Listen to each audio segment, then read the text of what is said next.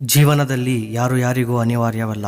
ಸ್ವಲ್ಪ ಜನ ನಮ್ಮನ್ನ ಇಷ್ಟಪಡುತ್ತಾರೆ, ಇನ್ನು ಕೆಲವರು ಇಷ್ಟಪಟ್ಟಂತೆ ನಟಿಸುತ್ತಾರೆ, ಇನ್ನು ಕೆಲವರು ಅವಶ್ಯಕತೆಗೆ ತಕ್ಕಂತೆ ನಮ್ಮನ್ನ ಬಳಸಿಕೊಳ್ಳುತ್ತಾರೆ. ಹಚ್ಚುವ ದೀಪ ಮನೆಗೆ ಬೆಳಕು ನೀಡಬೇಕೇ ಹೊರತು ಮನೆಯನ್ನ ಸುಡಬಾರದು. ಆಡುವ ಮಾತು ಮನಸ್ಸನ್ನು ಗೆಲ್ಲಬೇಕೇ ಹೊರತು ಮನಸ್ಸನ್ನ ನೋಯಿಸಬಾರದು. ಜೀವನದಲ್ಲಿ ನೀವೆಷ್ಟೇ ಸರಿ ಇದ್ದರೂ ನೋಡುವವರ ದೃಷ್ಟಿ ಸರಿಯಿಲ್ಲದಿದ್ದರೆ ನೀವು ಮಾಡಿದ್ದೆಲ್ಲ ತಪ್ಪು. ಕೆಲವೊಮ್ಮೆ ಜನ ಸತ್ಯವನ್ನು ಕೇಳಿಸಿಕೊಳ್ಳಲು ಇಚ್ಛಿಸುವುದಿಲ್ಲ, ಯಾಕಂದ್ರೆ ತಮ್ಮ ಭ್ರಮೆಗಳನ್ನು ನಾಶ ಮಾಡಿಕೊಳ್ಳಲು ಅವರಿಗೆ ಇಷ್ಟ ಇರಲ್ಲ.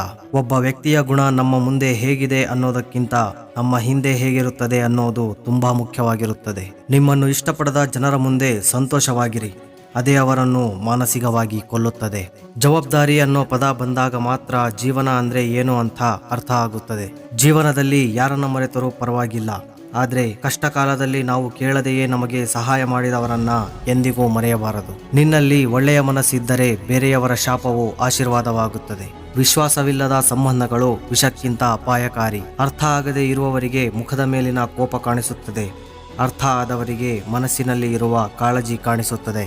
ಇಟ್ಟ ಗುರಿ ಮುಟ್ಟುವವರೆಗೂ ಕೆಣಕುವವರನ್ನು ಇಣುಕಿ ಸಹ ನೋಡಬಾರದು. ಕೈಗಳಿಲ್ಲದ ಬೀಗಗಳು ತಯಾರಾಗುವುದೇ ಇಲ್ಲ, ಪರಿಹಾರವಿಲ್ಲದ ಕಷ್ಟಗಳೂ ಇಲ್ಲ.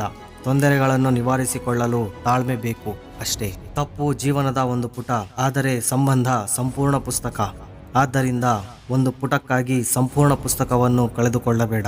ಭೌತಿಕವಾಗಿ ಸಾಯಿಸಲು ಒಂದು ಆಯುಧ ಬೇಕು, ಆದರೆ ಮಾನಸಿಕವಾಗಿ ಸಾಯಿಸಲು ಒಂದೇ ಒಂದು ಹರಿತವಾದ ಮಾತು ಸಾಕು. ಆದ್ದರಿಂದ ನಾಲಿಗೆಯ ಮೇಲೆ ನಿಯಂತ್ರಣವಿರಲಿ. ಹಣ ನೋಡಿ ಹೆಗಲ ಮೇಲೆ ಕೈ ಹಾಕುವ ಗೆಳೆಯರಿಗಿಂತ ಕಷ್ಟದಲ್ಲಿ ಕೈ ಹಿಡಿದು ಮೇಲೆತ್ತುವ ಗೆಳೆತನ ಇರಬೇಕು. ಯಾರು ಏನಾದರೂ ಅನ್ಕೊಳ್ಳಿ, ನಿಮ್ಮ ಜೀವನವನ್ನು ಉದ್ಧಾರ ಮಾಡ್ಕೊಳ್ಳೋ ಬಗ್ಗೆ ಗಮನ ಕೊಡಿ. ಬಿದ್ದಾಗ ಯಾರೂ ಬರಲ್ಲ. ಸಂಬಂಧ ಅನ್ನೋದು ಹೃದಯದಿಂದ ಕೂಡಿರಬೇಕೇ ಹೊರತು ಅವಶ್ಯಕತೆಯಿಂದಲ್ಲ. ಮರ್ಯಾದೆ ಹೋಯ್ತು ಅಂತ ಸಾವಿನ ದಾರಿ ಹಿಡಿಯೋದು ಸೂಕ್ತವಲ್ಲ. ಸುತ್ತಲೂ ಕಣ್ಣು ಬಿಟ್ಟು ನೋಡಿದರೆ 3 ಬಿಟ್ಟವರು ಸಿಗುತ್ತಾರೆ.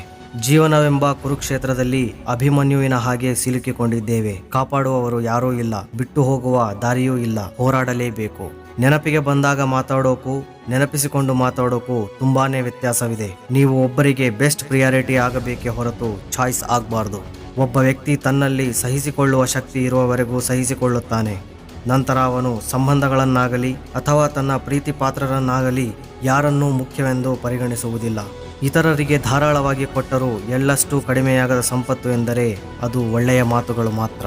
ಕ್ಷಮೆಗೆ ಯೋಗ್ಯರಾದವರನ್ನು ಕ್ಷಮಿಸಿ, ಆದರೆ ಆ ಕ್ಷಮೆಗೂ ಅಯೋಗ್ಯರಾದವರನ್ನು ಮರೆತು ಬಿಡಿ. ಖರ್ಚಾಗೋ ಹಣಕ್ಕೆ, ಕರಗಿ ಹೋಗೋ ಆಸ್ತಿಗೆ, ಮುಪ್ಪಾಗೋ ಸೌಂದರ್ಯಕ್ಕೆ ಇರುವ ಬೆಲೆ ಮನುಷ್ಯನ ಒಳ್ಳೆಯತನಕ್ಕೆ, ನಂಬಿಕೆಗೆ ಹಾಗೂ ನಿಯತ್ತಿಗೆ ಇಲ್ಲ. ಸಂಬಂಧಿಕರ ಮುಂದೆ ಕಾಲು ಚಾಚು, ಕೈ ಚಾಚಬೇಡ. ಕಾಲು ಚಾಚುವಷ್ಟು ಬೆಳೆದರೆ ಬೆಲೆ ಸಿಗುತ್ತದೆ, ಕೈ ಚಾಚುವಷ್ಟು ಕೆಟ್ಟರೆ ನಾಯಿಗಳಂತೆ ಕೀಳಾಗಿ ಕಾಣ್ತಾರೆ.